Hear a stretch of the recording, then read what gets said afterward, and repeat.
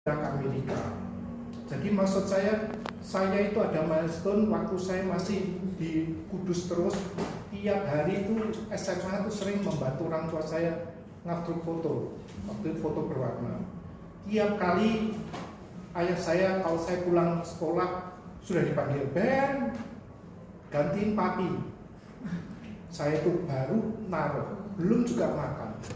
Kadang-kadang saya nolak juga kan, Pi, aku ini mau ujian nih, tengah semester, mau ini ujian akhir nih. Jadi tapi kadang-kadang saya tuh mikirkan, udah mulai hafal. Saya kasihan sama orang tua saya, udah tua, saya anggap gitu. Ya udah saya ganti. Tapi di situ milestone saya, Tuhan tidak berutang pada saya.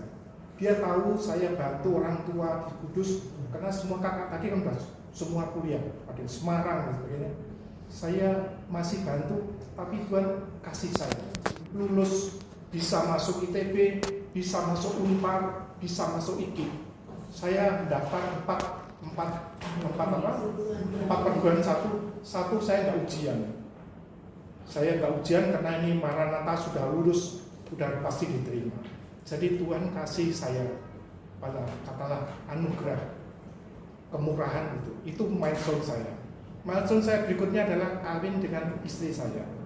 Itu adalah orang yang sungguh-sungguh jadi tulang rusuk saya.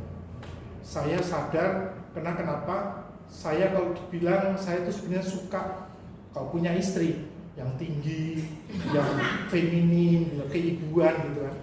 Tapi dapatnya kecil, mungil, tapi ceria.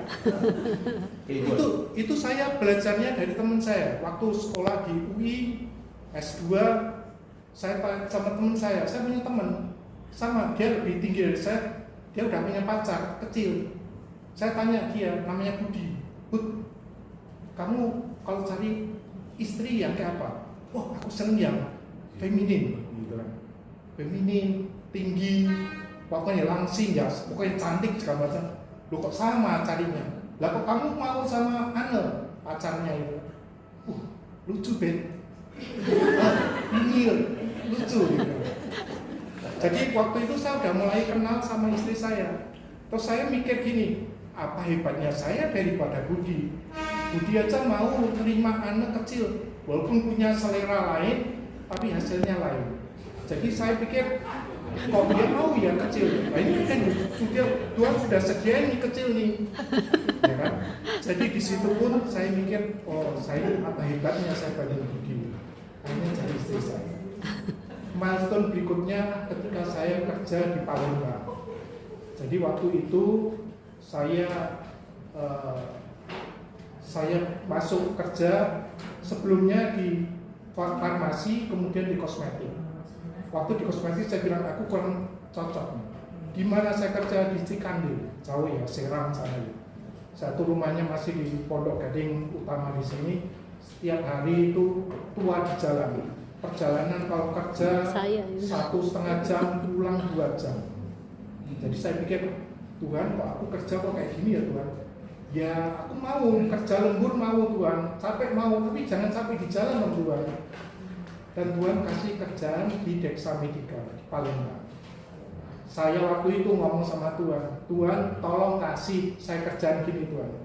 Satu, balik farmasi Tuhan, janganlah kosmetik Tuhan, kayaknya saya senang farmasi. Dua, kalau bisa tempatnya dekat Tuhan, dari tempat kerja maksudnya rumah, jangan kayak sekarang tua di jalan gini Tuhan.